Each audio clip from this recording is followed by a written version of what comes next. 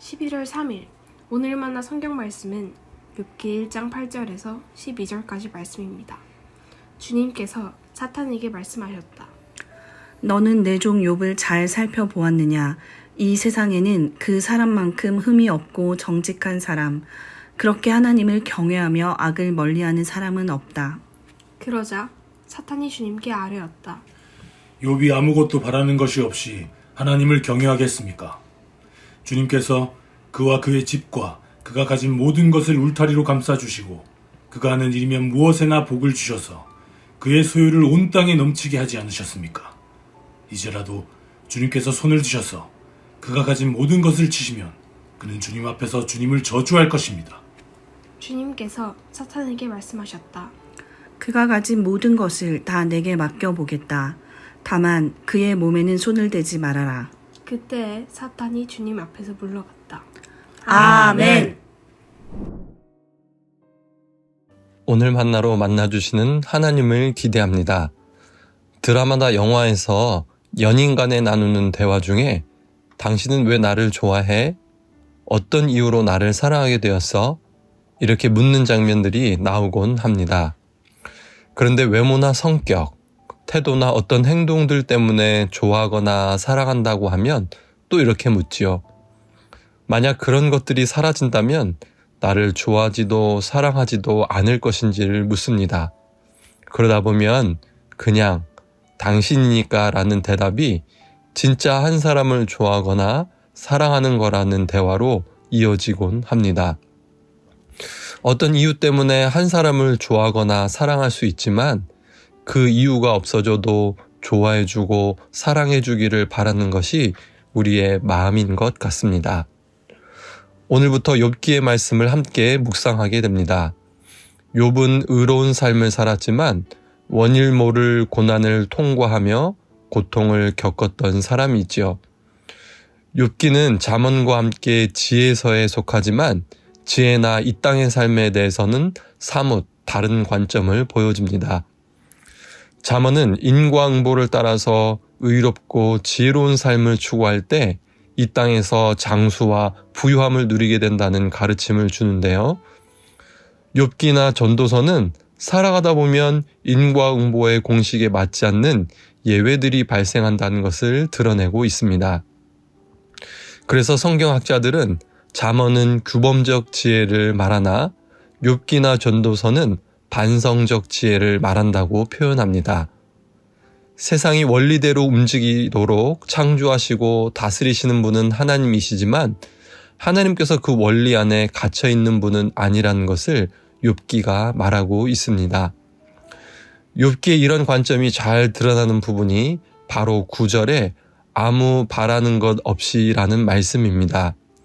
개역개정에는 까닭 없이로 번역되었는데요. 하나님께서 욥의 의로움과 온전함을 칭찬할 때 사탄이 그가 어찌 아무 이유 없이 하나님을 경외하겠느냐고 말한 대목입니다.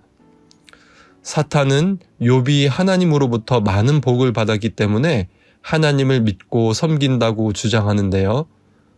사탄은 욥의 믿음을 의심하고 부정하고 있습니다. 그래서 하나님께서는 욥에게 고난을 허용하고 있습니다. 이렇게 본다면 우리 삶에 일어나는 고난은 내가 과연 하나님을 까닭 없이 아무 이유 없이 믿고 섬길 수 있는가를 드러낸다고 할 수 있습니다. 이 말씀을 읽다 보면 사람에게 고난을 내기로 쉽게 허용하는 하나님이 잘 이해가 되지 않기도 하고요. 욥이 과연 믿음을 지킬지 못 지킬지 궁금함을 못 참는 것 같은 하나님의 모습을 받아들이기가 어려웠습니다. 그런데 이번에 말씀을 묵상하면서 알게 되는 것은 욥에게 고난을 허락하시는 것은 내기의 흥미나 궁금함을 참지 못한 조바심이 아니라는 것입니다. 중요한 것은 사탄은 욥의 믿음을 의심했지만 하나님께서는 욥을 신뢰하셨다는 것입니다.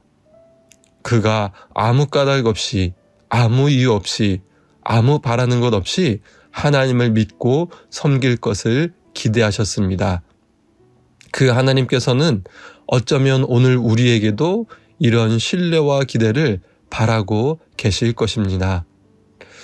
하나님께서 이런 신뢰와 기대를 가지신다는 것을 어떻게 알 수 있나요?